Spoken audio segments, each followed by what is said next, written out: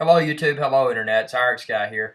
I wanted to talk about something that likely scares all gold and silver investors, and that's the possibility of a big market correction.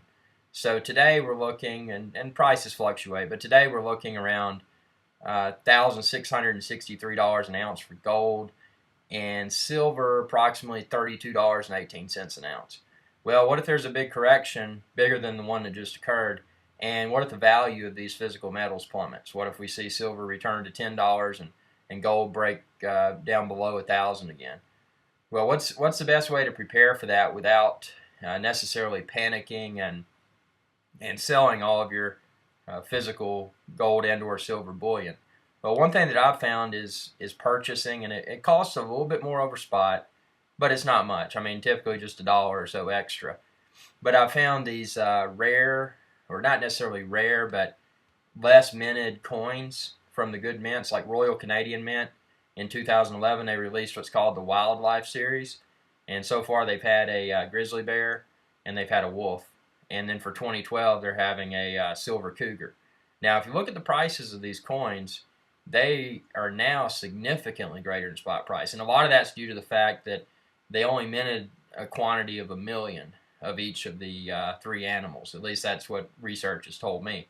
And on top of that, these are Royal Canadian Mint government coins, so they carry face value. Not that one would ever want to sell the coins for face value, but I guess if silver prices plummeted that low, it might be better than selling for spot. Anyway, the good thing about these is that now there's somewhat of a collector premium, even though it's a bullion coin. And keep in mind, bullion coins and numismatic coins are two very different animals.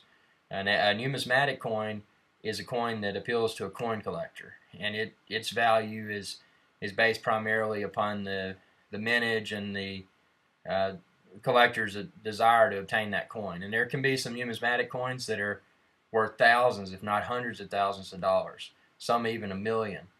But this is a bullion coin with what seems to be some numismatic interest growing in it. So if you look at these 2011, just do an eBay, do a providentmetals.com search.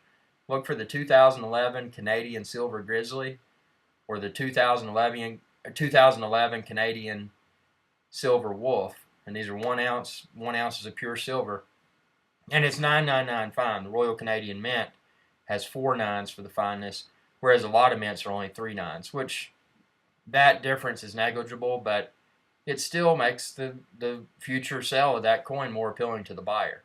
So do some research, check that out. And I mean, there's so many other mints that have similar bullion coins that upon their release, the price quickly goes through the roof. One good example of that is the Australian Perth, Perth Mint. They release something called the Lunar, Lunar Series. And if you look at the 2012 Lunar Series, those 1 ounce rounds, or not rounds rather, coins, the 1 ounce lunar coins, 1 ounce silver coins, are now going for $99 or so a coin, which is ridiculously high. But there was an opportunity, at least in the beginning, for people to get those for a few bucks over spot. So you can see how these special release bullion coins can be very appealing. And there's some examples of some that haven't, at least at this point, done that well. And that's one example I'd like to use are the 5 ounce silver America the Beautiful series. And those are cool coins. They look like a big quarter, contain 5 ounces of silver each. They're, of course, made by the U.S. government. But the premium over spot's really not that significant. So maybe for the long haul that'll change. I don't know. Started releasing them in 2010, and now they've got the 2011 series out. And I think it'll continue for a few more years. But I would probably, if I had to pick now, just for the bang for the buck, I would stick to those Wildlife Series coins, and then keep an eye on the Perth Mint. And when the new year rolls around, go ahead and get those orders in as close to spot as possible, because the value of those coins will probably quickly appreciate. But that's just my opinion. The same thing holds true to gold. These same mints release some coins that perform in similar ways. So just do your research. Just go to providentmetals.com, APMEX, APMEX.com.